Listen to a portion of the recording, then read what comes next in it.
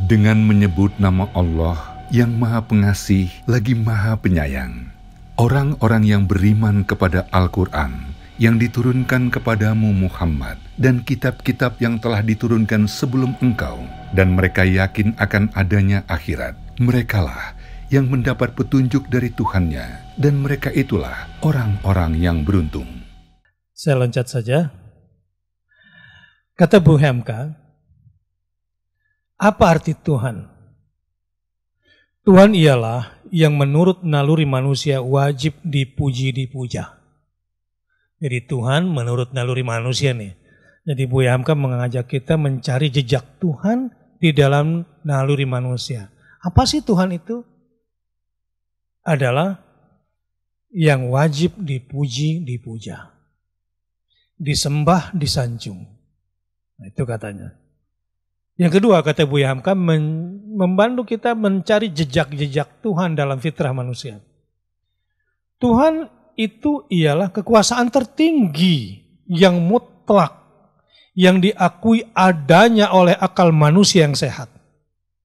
Jadi dari sisi kekuasaan, tadi pujian, sekarang kekuasaan. Ini bagaimana lihat Buya Hamka menanamkan daya rasa bertuhan melewati ritme ayat kursi ini. Tadaburnya menarik. Ya, saya pandu. Memang kalau baca tafsir Al-Azhar cuma sekedar baca kayak baca terjemahan, nggak pakai tadabur, nggak dapet. Karena Buya Hamka jelas-jelas memilih diksi dan kalimat ini runut berdasarkan ayat. Lanjut nih. Dia tidak dapat ditangkap oleh panca indera dan tidak terlihat oleh mata. Tetapi akal murni manusia mengakui akan adanya kekuasaan tertinggi itu. Allah la ilaha illa huwa al-hayyul qayyum. Bekas perbuatannya inilah yang membuktikan bahwa dia ada. Jadi untuk membuktikan adanya Allah adalah lewat jejak bekas perbuatannya. Bertambah mendalam pengetahuan dalam segala segi, bertambah jelas adanya peraturan dalam alam ini. Jadi ilmu pengetahuan itu menyertai logika, tauhid. Jadi biasanya semakin cerdas orang itu, semakin kuat tauhidnya.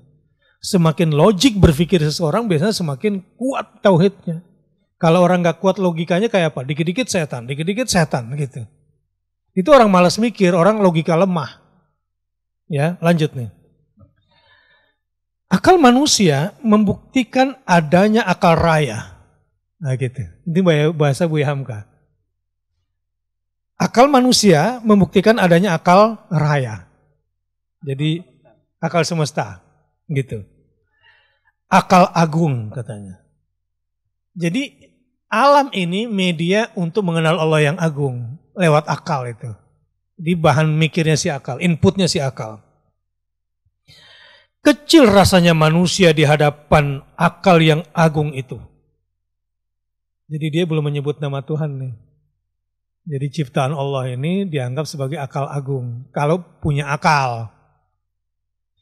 Sehingga akhirnya ahli filsafat keagamaan sampai kepada kesimpulan akal atau logika bahwa ini kesimpulan para ahli filsafat, bahwa yang ada itu ialah ilmu. Maka ilmu adalah salah satu dari sifatnya dan namanya. Nah, masuklah Buya Hamka nih. Ya'lamu ma baina aydihim wa la yuhituna bi syai'in min ilmihi illa bima syaa. Jadi Buya Hamka berusaha membantu kita melogikakan ayat kursi sehingga punya daya rasa bertuhan secara nakli. Secara akli. Tapi berdasarkan dalil nakli. Nah ini menarik nih. Biasanya kan kalau penceramah itu baca nakli baru ke akli. Nah Buya Hamka menawarkan dalam tafsirnya itu dipuaskan dulu akli manusia, baru nanti ke nakli. Logikanya. Kata dia, maka terdapatlah di dalam yang diadakannya itu hidup. Terdapat hidup dari semua yang diciptakan itu.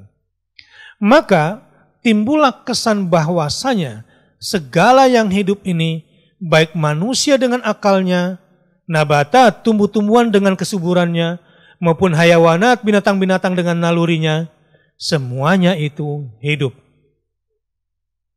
Akal baru hidup. Pasti diberi hidup oleh yang sebenar hidup. Sampailah di sini Al-Hayyu. Lanjut.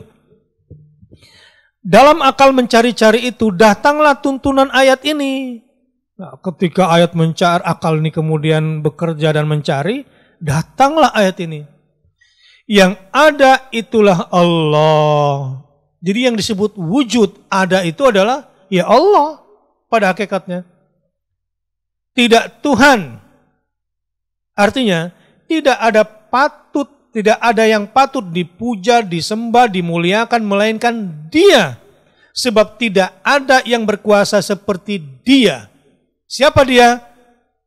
Yang hidup, yang berdiri sendirinya. Al-Hayyul Qayyum. Sekarang mustahil. Mustahil berarti tidak serupa dalam akal. Bahwa segala yang didapati hidup ini adalah hidup dengan sendirinya. Ini mustahil. Mustahil bagi akal kalau ada yang hidup dengan sendirinya. Ini menarik nih. Menjelaskan ayat kursi pakai filsafat. Atau dia hidup, tetapi hidupnya itu berasal dari tidak apa-apa. Atau bersumber dari yang mati. Nggak mungkin. Jadi hidup tidak berasal dari sesuatu apapun, nggak mungkin. Atau hidup berasal dari yang mati, tidak mungkin. Kecuali manusia. Kecuali makhluk, pasti dimulai dari mati. Alladzi khalaqal mauta baru al-hayah. Bahkan kematian bagian daripada kehidupan manusia. Menarik nih. Jadi sahabat, saya sedang mengantarkan, mungkin sudah banyak lupa orang Indonesia tentang tafsir Buya Hamka. Saya juga lagi belajar lagi nih, sambil sedikit menyampaikan metodologinya.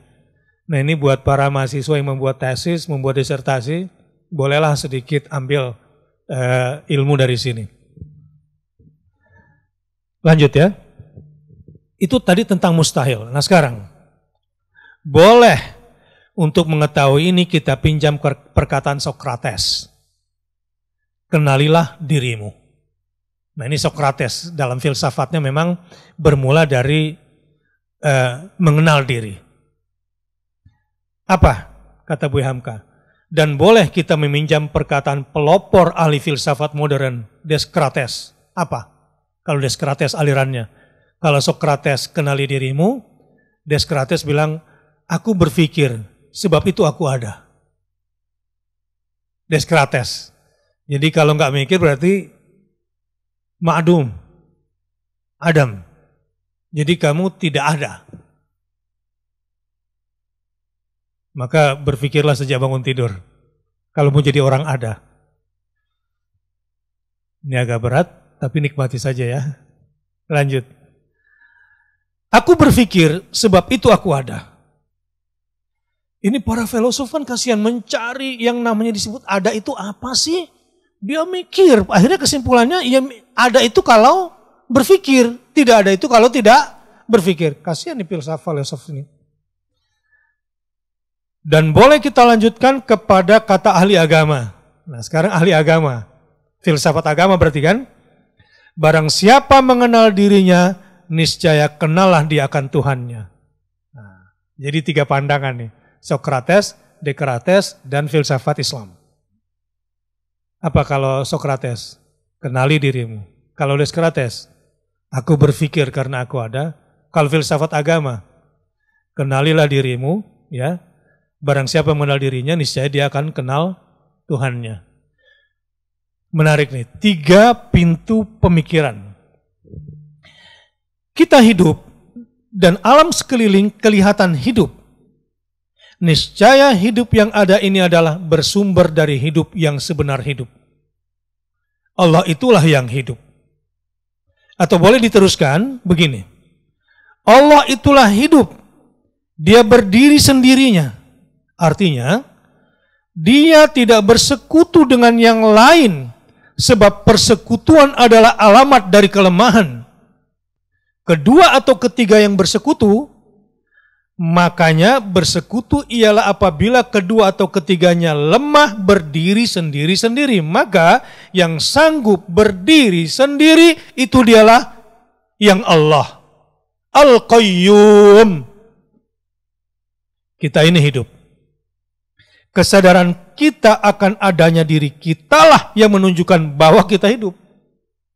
Jadi kita sendiri sebetulnya yang menyadari keberadaan kita untuk membuktikan kita hidup.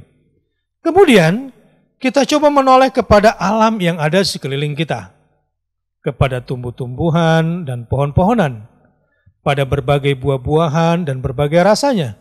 Ada mangga, ada rambutan, ada durian, ada jeruk, berbagai ragam. Semuanya tumbuh dalam setumpak tanah. Tanah yang diisapnya tempatnya hidup. Tanah yang itu juga air hujan yang turun pun air hujan yang itu juga. Bahkan angin yang berhembus sepoi-sepoi pun yang itu juga. Mengapa semuanya itu jadi hidup dan masing-masing membawa rasa sendiri-sendiri serta warna sendiri-sendiri? Menarik nih.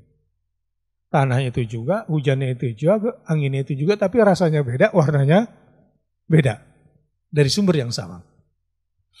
Mengapa jeruk yang asam pahit berdekat tumbuh dengan nanas yang manis? Kadang-kadang buah yang masih mengkal bercampur dan bertambah masak dan ranum menjadi manis rasanya. Apakah semuanya itu terjadi atas kehendak hidup dari tumbuh-tumbuhan itu sendiri? Hasil permusyawaratan mereka? Pembagian tugas antara jeruk sama nanas gitu? Yeah. Niscaya mustahil. Nah, sekarang lanjut, nggak apa-apa ya? Ya, terus. Menikmati. Menikmati. Dokter menikmati, nih awam nih kasihan. Tapi nggak apa-apa lah ya, dinikmati. Kita seperti diajak jalan-jalan melihat pohon. Seperti ketemu Buya Hamka terus ini lihat pohon nih gitu. Jadi baca tafsir Al-Azhar itu rekreasi sebetulnya. Ya benar. Kita lanjut ya. Sekarang kita lihat ikan yang hidup di air tawar atau ikan darat dan yang hidup di air asin atau ikan laut. Kita pindahkan ke dalam akuarium, kita lihat pagi dan petang. Alangkah tentram ikan-ikan itu hidup di dalam air. Padahal kita sendiri tidak sanggup pindah buat hidup di dalam air itu. Para ahli dapat mengatakan bahwa karena adanya insang pada ikan, ikan pun sanggup hidup dalam air, tidak sanggup hidup di darat. Mengapa para ahli itu tidak membuatkan insang kepada manusia sehingga manusia dapat hidup di dalam air? Karena bumi itu sudah terlalu sempit buat tempat berkelahi. Kalau sekarang ada yang berminat pindah ke Mars. Ya? Iya. Menarik nih. Ikan yang hidup di dalam air asin sekali-kali tidak akan pernah asin. Setelah ikan itu mati, barulah dia dapat dijadikan ikan asin. Namun selama dia masih hidup di dalam air yang sangat asin, dia sendiri selamanya tidak akan asin. Seorang penyelidik kuman duduk dengan tekun di hadapan mikroskopnya, melihat dan meneropong seekor tangau atau tuma atau kutu. Ternyata tungau, tuma, dan kutu yang amat kecil itu, setelah dibesarkan dengan mikroskop, rupanya mempunyai hati dan jantung juga. Mempunyai mata dan telinga juga. Dan bentuk bikinannya tidak kurang dahsyatnya dengan alat-alat yang terdapat pada gajah. Orang telah mempelajari ilmu hayat di dalam satu universitas atau fakultas yang khusus mempelajari itu. Orang hanya dapat mengetahui serba-serbi keganjilan hidup pada segala yang hidup itu. Akan tetapi, di belakang pengetahuan tentang keadaan hidup, orang belumlah dapat memecahkan apakah hakikat hidup dan dari mana datangnya hidup. Orang akan sampai kepada satu pertanyaan. Segala keganjilan hidup yang terdapat itu mungkinkah terjadi dengan sendirinya? Apakah ada asal-usulnya? Kalau ada asal-usul hidup, mungkinkah asal-usul itu mati? Artinya, mungkinkah timbul yang hidup dari yang mati? Tentu tidak mungkin. Disinilah permulaan sampainya pikiran kepada Al-Hayyu. Nah, mantap. Ya, sampailah ke Al-Hayyu. kepada hidup yang sebenarnya hidup. Kepada hidup yang sebenarnya hidup. Dialah sumber segala kehidupan yang sebenarnya.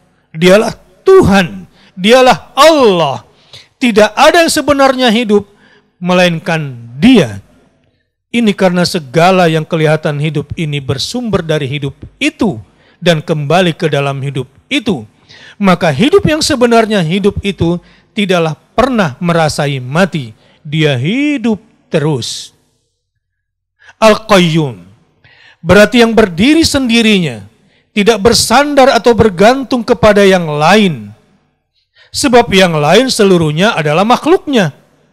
Yang lain ini ada juga, tetapi karena Dia yang menghidupkan. Yang lain hanya bisa berdiri karena Dia yang mendirikan. Baru masuk Buya Hamka nih ke dogma-dogma. Berkatalah Mujahid, Al-Qayyum ialah yang berdiri sendiri-sendirinya, sedangkan yang lain adalah bergantung kepadanya. Berkata Rabi, Al-Qayyum ialah bahwa Dia yang menciptakan segala sesuatu, Dia yang memberi rezeki, dan Dia yang memelihara. Berkata Qatadah, Al-Qayyum berarti memberi ukuran kekuatannya dan rezekinya. Berkata Ibnu Arabi, Al-Qayyum berarti pengatur, pendeknya. Al-Qayyum ialah yang mutlak berdiri sendiri, tidak bergantung kepada yang lain. Dia yang menegakkan segala yang ada ini, sehingga tidak terupa pada akal adanya sesuatu atau tetap adanya kecuali dengan Dia. Lantaran itu sifat Allah Al-Qayyum itu disebut sebagai salah satu rangkaian Ismullahil A'zam. Saya baru saja menjelaskan tentang Allahu la ilaha illa huwal hayyul qayyum dari tafsir Al-Azhar.